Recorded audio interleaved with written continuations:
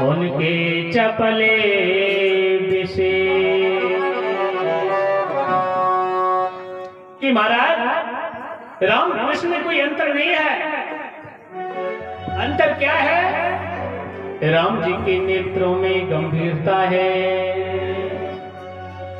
और कृष्ण के नेत्रों में चपलता है। राम जी मर्यादा पुरुषोत्तम है और कन्हैया लीला पुरुषोत्तम है और कोई अंतर नहीं है महाराज। कि राजन देखिए, मैं आपको सूर्यवंश की कथा तो सुनाऊंगा पर लेकिन संक्षिप्त में सुनाऊंगा। भागवत के अंदर बहुत संक्षिप्त रूप में दिया है। सूर्यवंश की कथा में सुखदेव जी महाराज प्रवेश करने लगे हैं कि ब्रह्मा नारायण के पुत्र ब्रह्मा हुए और ब्रह्मा के पुत्र मरीचि और मरीचि के पुत्र कश्यप हुए थे और कश्यप के पुत्र सूर्य और सूर्य के पुत्र विवस्वान हुए और विवस्वान यहाँ से सूर्य वंश प्रारंभ होता है। और महाराज उन्हीं के पुत्र प्रद्युम्न हुए जो शिव जी के आश्रम में गलती से चले जाने से उन्हें स्त्री बना दिया गया। अंत में उन्होंने अपनी देह का त्याग कर दिया कि महाराज आज उन्हीं के वंश में महाराज वैवस्वत मनु हुए और वैवस्वत मनु की महाराज राजा शर्याती हुए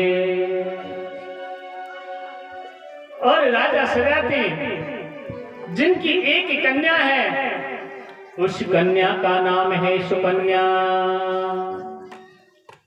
एक समय राजा शर्याती अपनी कन्या को लेकर अपने मंत्रियों के साथ में वन में विहार करने के लिए गए थे, वन में भ्रमण करने के लिए गए। और जैसे जब सभी मंत्री सैनिक भ्रमण कर रहे थे, इधर महाराज सुकन्या भी भ्रमण कर रहे थे। तो एक सुकन्या ने अद्भुत आकृति को देखा, एक दृश्य को देखा जिस आकृति में से दो जुगनू चमक रहे हैं, दो ज्योति चमक रही हैं। और सुकन्या पास में पहुंच गई और पास में पहुंच करके महाराज और ज्योतियों में से बड़ी चमक आ रही है। उसी समय सुकन्या ने एक कांटा उठाया और जैसे कांटा उठाया और जो दो ज्योति चमक रही थी उन दोनों ज्योतियों को भेद दिया सुकन्या ने। उसी समय दोनों ज्योतियों में से रक्त बहना प्रारंभ हो गया।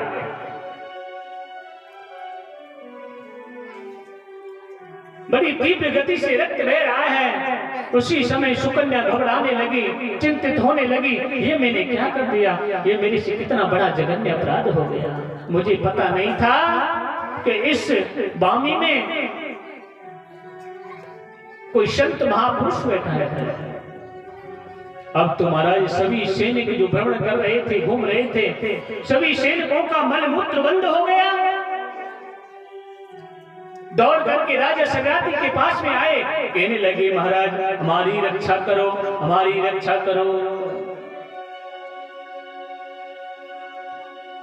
राजा शर्याती ने पूछा कि आपने किसी ऋषि मुनि का अपमान तो नहीं कर दिया है। उसी समय रोती हुई सुकन्या दौड़ी चली आ रही है, कहने लगी पिताजी मेरे से पता नहीं, अनजाने में एक जघन्य अपराध हो गया। एक बामी लगी हुई थी और उस बामी में दो जुगनू चमक रहे थे। मैंने उन दोनों जुगनुओं को भेद दिया, उसमें से रक्त बहना प्रारंभ हो गया। उसी समय राजा शर्याती कहने लगे बेटी तूने एक ऋषि का अपमान किया है। जिस बामी में चमन ऋषि तपस्या कर रहे थे, पूरे शरीर पर मिट्टी चढ़ी हुई है, तुमने चमन ऋषि को नेत्रहीन कर दिया, एक ऋषि के नेत्रों को फोड़ दिया। उसी समय महाराज चमन ऋषि के पास में ले गए राजा सत्यार्थी और कहने लगे, बेटी, जिस ऋषि को आपने नेत्रहीन कर दिया, अब उसका इस जीवन में कोई सहारा नहीं है। आज महाराज अपनी पुत्री से कहने लगे कि बेटी, मैं आपका विवाह चमन ऋषि के साथ में करके जाऊंगा इस वन में। सुकन्या हाथ जोड़कर कहने लगे, पिताजी थोड़ा मेरी तरफ देखिए और चमन ऋषि की तरफ भी देख लीजिए, उम्र में कितना फर्क है कि बेटी में ये सब नहीं समझ सकता। पर लेकिन जो आपने जगत में अपराध किया है, जिनको नेत्रहीन कर दिया, उसका सहारा कौन बनेगा? इसका यही सबसे बड़ा प्रायश्चित है कि आपका विवाह में चमन ऋषि के साथ में करूंगा। नेत्रों में आंसू आ गए, सुकन्या रो रही है। आज महाराज ने चमन ऋषि के साथ में और विवाह कर दिया सुकन्या का। आज देखिए महाराज विवाह संपन्न हो गया है। माता पिता अपनी बेटी को, अपनी पुत्री को अपने घर से विदा करते हैं। यहाँ पर महाराज उल्टा हो रहा है। खुद बेटी, खुद पुत्री अपने पिता को उस वन से विदा कर रही है। माँ को भी पता नहीं है, सहेलियों को भी पता नहीं है।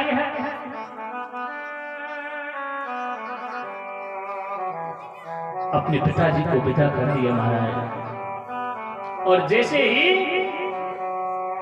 धीरे धीरे समय निकलता चला जा रहा है, चमन ऋषि जो तपस्या में से खड़े हुए हैं, उस तपस्या के प्रभाव से चमन ऋषि ने अश्विनी कुमारों को बुला लिया और अश्विनी कुमारों के द्वारा चमन ऋषि के नेत्रों की जो रोशनी चली गई थी, अश्विनी कुमारों ने महाराज नेत्रों की रोशनी को वापस लौटा दिया है। ये चमन ऋषि की तपस्या का फल है। और महाराज बड़े प्रेम से सुकन्या के साथ में रहने लगे हैं। और उन्हीं के सूर्य वंश में, चमन ऋषि के सूर्य वंश में महाराज नवक हुए, उनके पुत्र नाभाग हुए, अम्बरीश हुए हैं, युवनाश्य हुए हैं, मानदाता हुए उनके पुत्र। और महाराज त्रिशंकु राजा हुए, उन्हीं के वंश में राजा हरिश्चंद्र हुए थे। और महाराज उन्हीं के वंश में राजा बाहु हुए हैं। और उन्हीं के वंश में सगर राजा हुए, जो राजा सगर की 2 पत्नियां हैं,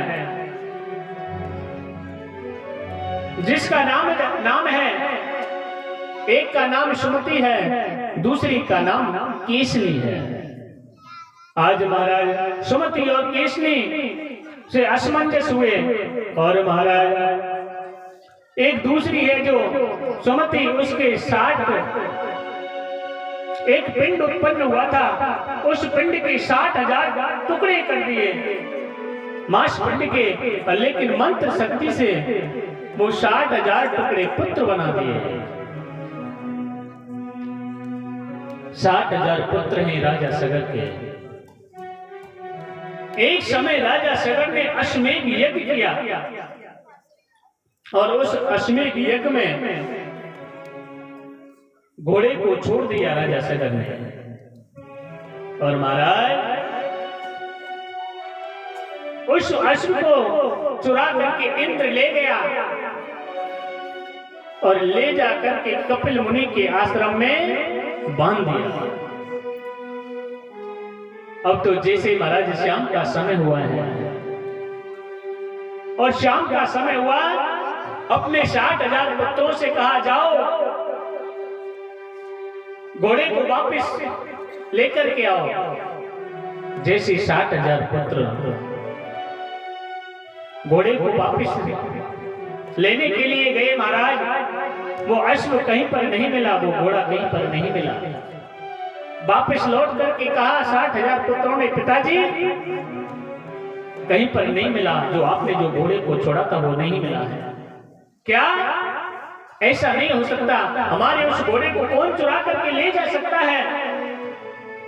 महाराज 60,000 पुत्रों ने पृथ्वी को खोदना प्रारंभ कर दिया और खोदते खोदते महाराज पृथ्वी को सागर बना दिया। फिर भी घोड़ा कहीं पर नहीं मिला है। और महाराज जैसे ही वो 60,000 पुत्र कपिल मुनि के आश्रम में पहुंच गए, और जैसे कपिल मुनि के आश्रम में पहुंचे, वहां पर घोड़े को बंधा हुआ देख लिया। 60,000 पुत्र कपिल जी महाराज से अपशब्द बोलने लगे। देखिए ये कितना बड़ा चोर है, जो हमारे घोड़े को चुरा करके और अपने आश्रम पर बांध करके और भजन करने बैठा है, तपस्या करने बैठा है। आज महाराज कपिल जी महाराज ने जब 60,000 पुत्रों की जो आवाज को सुना, और जैसे उन्होंने अपने नेत्र खोले, और नेत्र खोलते ही 60,000 पुत्रों की जल करके राख हो गए। उनकी आंखों की रोशनी से, उनकी आंखों के तेज से जल करके राख हो गए 60,000 पुत्र, क्योंकि उनके नेत्रों में जो तपस्या का तेज था, उनके नेत्रों में जितने दिनों से माता देवहूति से शांत को देकर के आए थे, उसी दिन से वो तपस्या में लीन थे। ये महाराज देखिए, अब तो जैसे ही राजा सगर को पता चला, उन्होंने कहा कि मेरे 60,000 पुत्रों को जला करके भस्म कर दिया, अब उनके लिए मुक्ति कैसे दिलाई जाए? आज महाराज उनके जो दूसरे पुत्र हैं अश्वमंजस, उनसे कहा कि अपने भाइयों के लिए मुक्ति का साधन खोजिए जिससे उनकी मुक्ति हो सके। अश्वमंजस के पुत्र अंशुमान ने तपस्या किया, माता गंगा को प्रसन्न करने के लिए, वो भी माता गंगा को नहीं लाए। महाराज उनके पुत्र अंशुमान के पुत्र दिलीप हुए। दिलीप ने माता गंगा को प्रसन्न करने की कोशिश की, फिर भी नहीं ला पाए। और महाराज दिलीप के पुत्र भागीरथ हुए। भागीरथ ने माता गंगा को प्रसन्न कर लिया। और महाराज माता गंगा कहने लगी कि मैं आपसे प्रसन्न तो हूं, पर लेकिन मेरे अंदर इतना वेग है, उस वेग को कौन सहन कर पाएगा? माता गंगा को भी बड़ा अभिमान है कि उस पृथ्वी पर मेरे वेग को कोई सहन करने वाला नहीं है, कौन सहन कर पाएगा? आज महाराज देखिए, भागीरथ दौड़ करके मेरे भोलेनाथ के पास में गए हैं और भोलेनाथ से कहा है कि भोलेनाथ, माता गंगा ने मुझे ये कहा है कि मेरे वेग को कोई सहन करने वाला नहीं है पृथ्वी लोक पर। उसी क्षण भोलेनाथ आए हैं और भोलेनाथ ने अपनी जटाओं को फैला लिया, और जैसे भोलेनाथ ने अपनी जटाओं को फैलाया और भागीरथ से कह दिया कि जाओ माता गंगा से कह दो जितना वेग है उस वेग से आप चली आओ। आज महाराज माता गंगा बड़ी तीव्र गति से, बड़ी तीव्र वेग से चली आ रही है। माता गंगा बड़ी तीव्र गति से भोलेनाथ की जटाओं में आ रही है। भोलेनाथ ने अपनी जटाओं को फैला रखा है। माता गंगा बड़ी तीव्र वेग से आ रही है, बड़ा अभिमान है माता गंगा को। अभी तो महाराज जैसे गंगा आई भोलेनाथ की जटाओं में और भोलेनाथ ने अपनी जटाओं को बांध लिया माता गंगा को। 6 महीने तक भोलेनाथ की जटाओं में माता गंगा भ्रमण करती रही, कोई रास्ता नहीं मिल रहा है।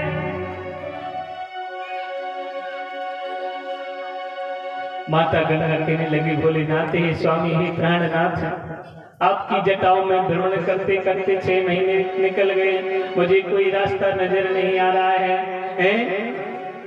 थोड़ी कृपा कर दो, इन जटाओं को खोल दो जिससे मुझे रास्ता मिल जाएगा। आज महाराज के देखिए माता गंगा जटाओं को तो खुलवा दूंगा मैं भोलेनाथ से कह के, पर लेकिन आपको मेरे साथ में चलना होगा, आपको मेरे साथ चलना होगा। कपिल मुनि के आश्रम में जो मेरे भाइयों की 60,000 जो मेरे भाई हैं उनकी राख पड़ी है, मिट्टी पड़ी है। आज महाराज भागीरथ के साथ में माता गंगा पधारी है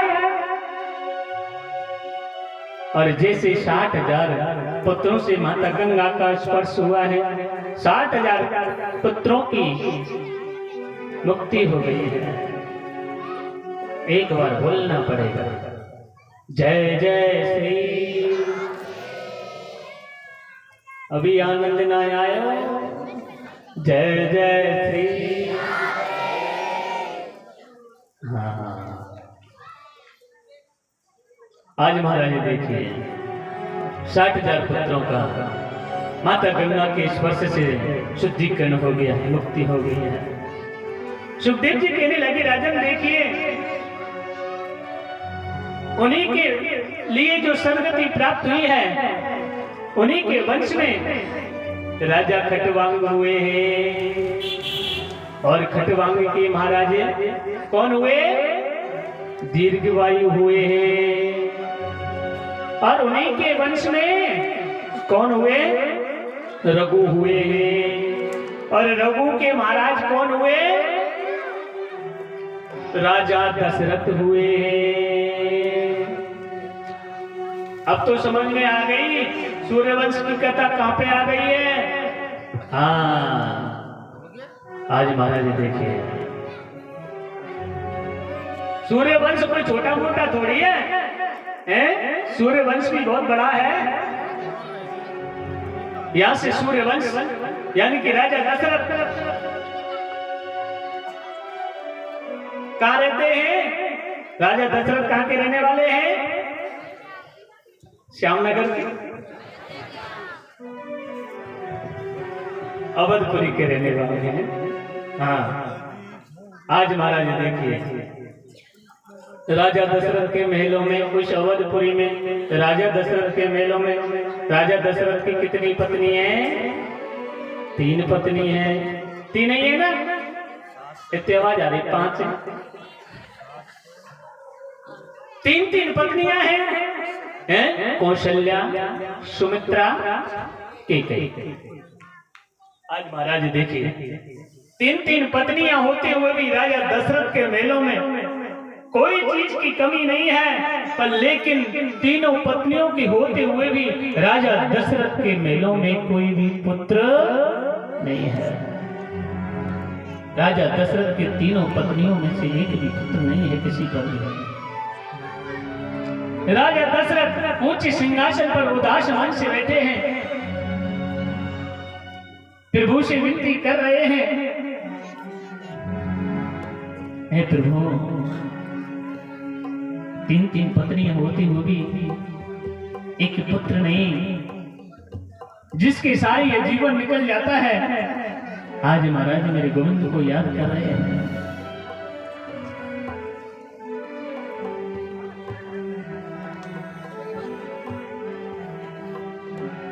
मैया तुम्हारी बात कब खत्म है जाए कि ना है जाए? सही बता, आज सब ईमानदारी से बता दो तुम्हारी बात कभी खत्म होती है कि नहीं होती है? कभी ना हो। हाँ तुम बतराते हो तो अच्छा, 3 घंटे तो तुम 2.5 घंटे तो कथा सुनने के लिए आती हो हैं? हाँ फिर उसमें भी तुम बात करते हो, और घर से तो यो कह के आई भागवत सुनने जाती है।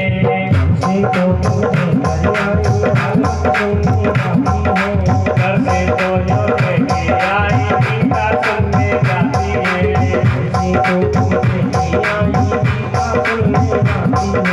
गीता जी में बैठ के तुम कितनी बतराती है।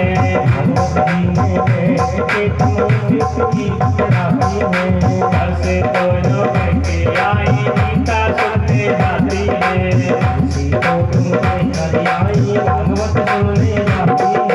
भागवत जी में बैठ के तुम तेरा मेरी करती हो।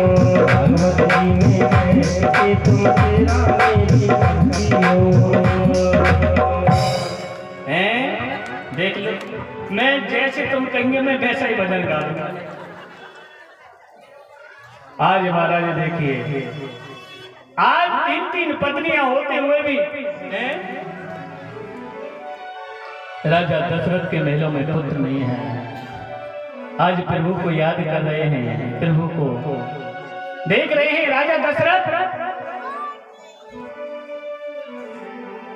एक लाल सा है मन माही, भई गिलान मोरे सुना।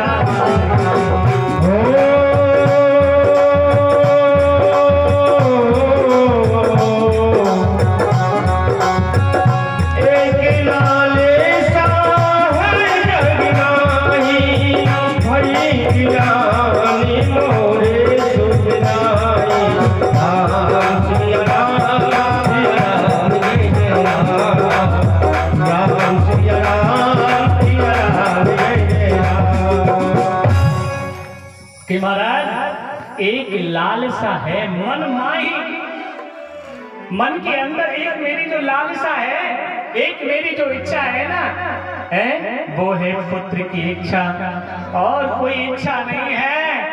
और मुझे ये वरदान मिल जाए कि गोविंद की कृपा हो जाए कि महाराज आज मेरे गोविंद को याद कर रहे हैं और कह रहे हैं प्रभु को याद करते करते शरण शरण प्रभु, शरण शरण प्रभु, शरण तुम्हारे, शरण शरण प्रभु, शरण तुम्हारे। अब रक्षा करो हमारे। मंगल भवानिया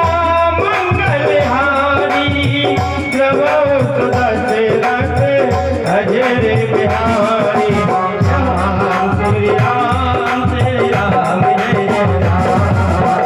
राम राम श्री राम जय राम।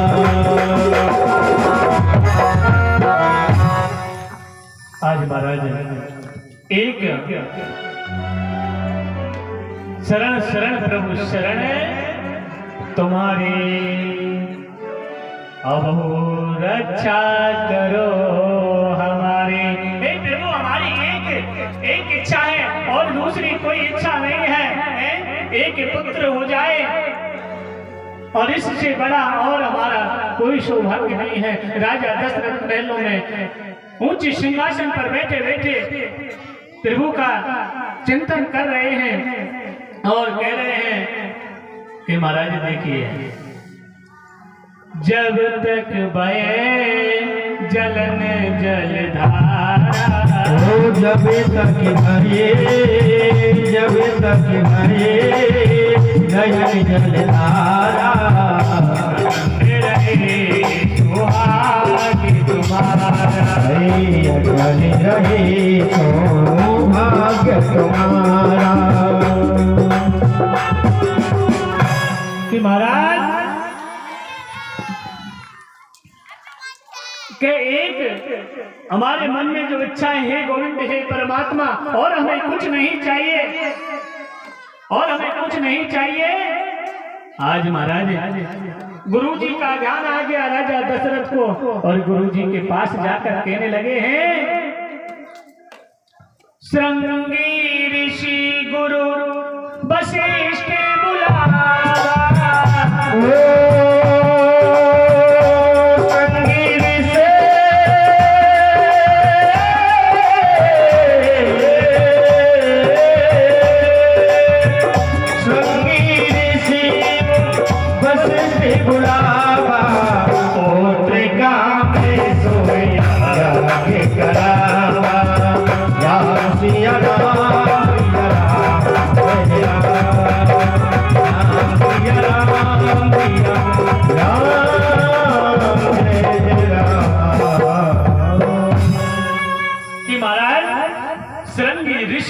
वशिष्ठ बुलावा।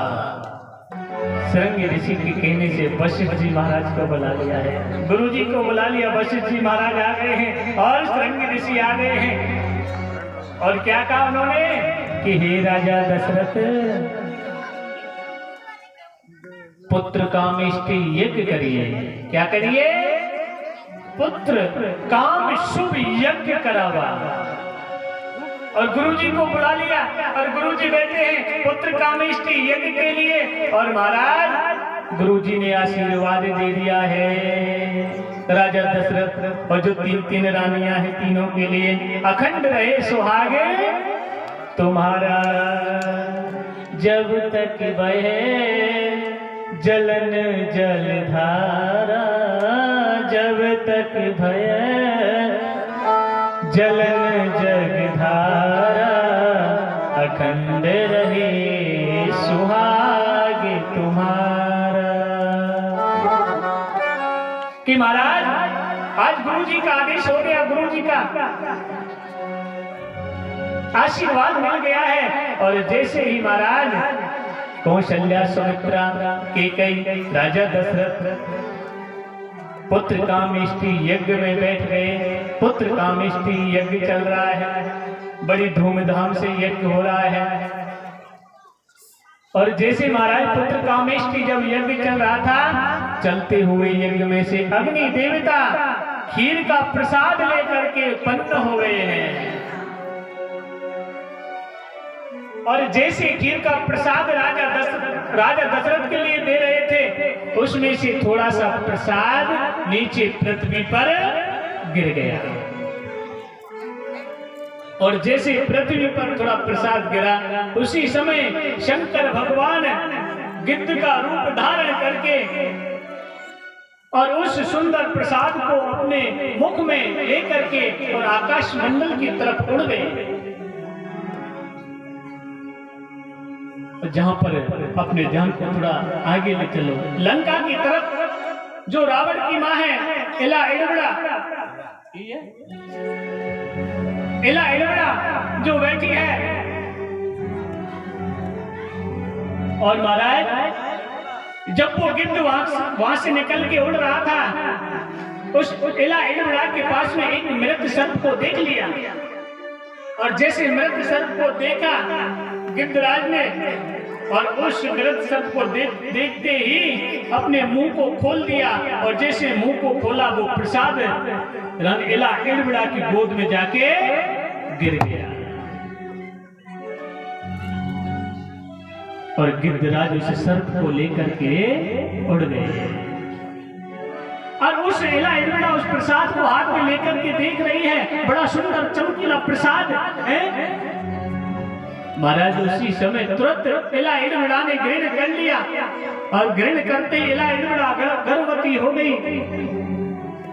उसी प्रसाद के कारण महाराज इला इड़बड़ा के गर्भ से विभीषण जी का जन्म हुआ है, जो राम जी के भाई कहे जाते हैं। अब अपने ध्यान को वापस देख लिया। ये जैसे राजा दशरथ के लिए वो प्रसाद दे दिया खीर का, कि लो राजा दशरथ अपनी 3 रानियों के लिए पृथक पृथक करके खिला देना। राजा दशरथ हाथ में प्रसाद को लेकर के, राजा दशरथ की खुशी का ठिकाना नहीं है। जिसके घर में गत वर्षों से पुत्र ना हो और उसे पुत्र की प्राप्ति का फल प्राप्त हो जाए, हैं? उसकी खुशी का ठिकाना क्या होगा, क्या नहीं?